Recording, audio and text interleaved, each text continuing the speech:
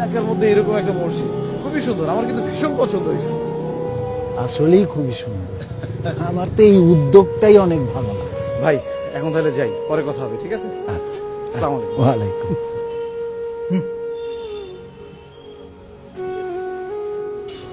আসসালামু আলাইকুম। ওয়ালাইকুম আসসালাম। এত দেরি করলা কেন? জুমার নামাজ, মিলাদ সবই তো শেষ। মিলাদ? কেন তুমি জানো না? আজকে এই মডেল মসজিদের উদ্বোধন নিয়ে মিলাদ ছিল। বুঝলাম একটা মসজিদ বানানো হয়েছে, এর জন্য আবার মিলাদের কি হলো? শোনো, আমি জানি তুমি অন্য দল করো, কিন্তু সত্যকে তো তুমি অস্বীকার করতে পারবে না। এই যে শেখ হাসিনা সরকার এরকম সুন্দর মডেল মসজিদ বানাইছে, এই সত্য তুমি অস্বীকার করতে পারবা? হুম হুম করো কেন? তোমরা না বলছিলা শেখ হাসিনা প্রধানমন্ত্রী হইলে মসজিদে নাকি উলুধ্বনি হবে? কি বলছিলা না?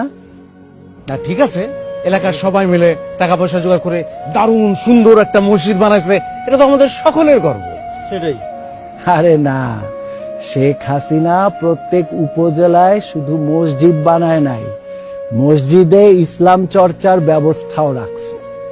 এই যে ইসলামিক ফাউন্ডেশন, তাবলিকের জন্য কাকরাইল মসজিদ, বিশ্ব ইজতেমার জন্য জমি, বায়তুল মোকাররম, কাউমি মাদ্রাসার সরকারি স্বীকৃতি সবই তো আওয়ামী লীগ করছে।